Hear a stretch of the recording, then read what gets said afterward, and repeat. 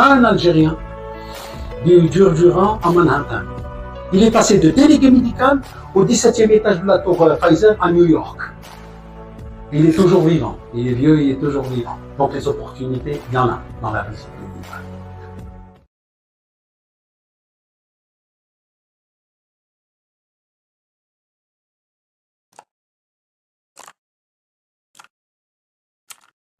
On dit que le délégué médical est le porte-parole du laboratoire qu'il emploie. Aujourd'hui, il serait plus juste de dire visiteur médical. La notion de délégué médical est ancienne. D'ailleurs, nous allons en parler puisque nous devons parler de l'évolution de ce métier en Algérie.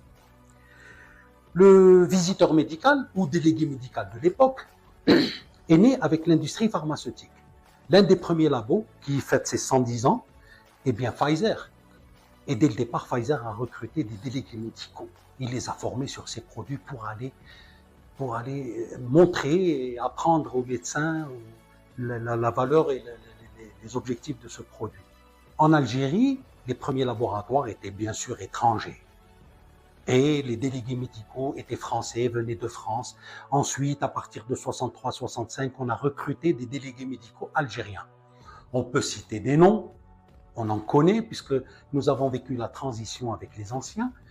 Et la visite médicale en Algérie a été interdite en 1968. Pourquoi? Feu président Houari Boumediene était dans l'option socialiste, socialo-communiste. La publicité était interdite, elle était réservée au capitalisme. Donc il avait arrêté la visite médicale. Ces anciens visiteurs médicaux algériens ont vécu le chômage, puisque la profession s'est arrêtée. Et ils ont travaillé au noir jusqu'en 1990. En 1990, la politique du médicament en Algérie a changé. Elle a été libéralisée, donc les privés sont rentrés en fin de compte. C'était des importateurs de produits. Le monopole d'État était fini en 1990. Et depuis, quelques Algériens ont ouvert des laboratoires pharmaceutiques, donc ont dû recruter des délégués médicaux. Mais le métier était encore interdit. 90, 91, 92 était encore interdit. C'était presque au noir. Un ministre, Allah yarhamou, Feu Yahya Guidoum, que tout le monde connaît, professeur Yahya Guidoum, est arrivé en avril 1994 au ministère de la Santé. Il a légiféré, il a créé une loi, il a dit seront délégués médicaux, parce qu'on souffrait de chômage, les corps de métier, les médecins, les pharmaciens, les chirurgiens dentistes, les vétérinaires. La loi est sortie et donc c'était fini le noir, ça y est, ils étaient déclarés. Dans la foulée, certains labos se sont avancés pour dire il y a un autre métier, les biologistes. Ils souffrent, on les intègre dans la visite médicale. Nous étions le seul pays à exiger un diplôme de médecin, de pharmacien, le seul pays. Car en la vérité, un délégué médical n'a pas besoin de ses bagages. Il a besoin, on recrutait les délégués médicaux pour l'éloquence, le savoir-parler, le paraître. Voilà un peu l'historique du délégué médical. Et aujourd'hui, combien de délégués médicaux, visiteurs médicaux, je préfère, et puis il serait plus juste de dire ça, on a en Algérie. Voilà juste pour un peu l'évolution. Qu'est-ce qu'un délégué médical? Nous avons dit, nous préférons visiteur médical. La dénomination délégué, elle est dépassée, c'est vrai. Visiteur médical, visiteur pharmaceutique, visiteur. Un délégué médical, c'est l'ambassadeur du laboratoire. C'est un ambassadeur. C'est le représentant, donc définition comme ça, le représentant du laboratoire. Il a pour mission d'aller présenter les produits du laboratoire au corps médical. Donc, présenter les nouveaux produits, rappeler les anciens produits au corps médical afin de les inciter à les prescrire. C'est la prescription. Voilà, on demande, sa mission, c'est de faire prescrire un produit de son laboratoire par le corps médical, par le médecin, qu'il soit spécialiste, qu'il soit généraliste, qu'il soit privé, qu'il soit public. Voilà la mission du délégué médical.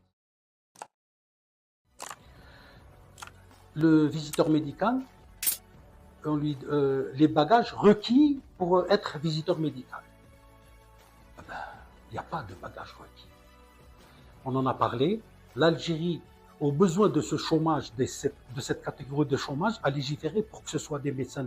Mais dans le monde, Les bagages requis, c'est savoir parler, être agréable, être présentable, suffit pour un laboratoire. Et savoir convaincre. Savoir convaincre. N'importe qui ne peut pas être délégué médical. C'est pas parce qu'on est professeur 5 étoiles qu'on peut être... non. C'est pas les bagages qui font le bon délégué. Le bon délégué, c'est la conviction. Il est convaincu de ses produits, il sait transmettre. Il transmet. Maintenant, en Algérie, nous l'avons dit, on ne sont délégués médicaux que les médecins, les pharmaciens, c'est historique depuis 1994. Voilà, pour avoir une carte de délégué médical. Alors, la formation de délégués médicaux, de visiteurs médicaux, pardon, il faudrait qu'on s'habitue. Ailleurs, en dehors de chez nous, il faut avoir un bac plus 2 ou 3 et faire une école de délégués médicaux. C'est une école qui, chez nous, c'est le laboratoire qui a l'avantage de former ses délégués. Donc, là, on n'a pas besoin de formation spécifique. Seulement, le labo, comme nous, notre mission est de former des délégués médicaux. C'est quoi la formation de délégué médical? Nous n'avons pas formé sur les produits. C'est lui apprendre à communiquer, lui apprendre à présenter un produit, lui apprendre à parler en face-face, voilà, à utiliser les moyens que lui donne le laboratoire. Et la formation, elle se fait en extra-laboratoire, donc c'est la communication, la négociation, la vente, comment faire des objectifs, comment préparer une visite, comment terminer une visite. Le point le plus important, c'est la conclusion. Si on n'a pas conclu, c'est qu'on n'a rien fait dans la visite. Le programme de la formation. Nous formons des délégués médicaux. La formation peut durer entre 3 et 4 jours généralement. Une bonne formation dure de 3 à 4 jours. Il y a une partie pratique, il y a une partie théorique. La partie théorique, c'est donner au délégué médical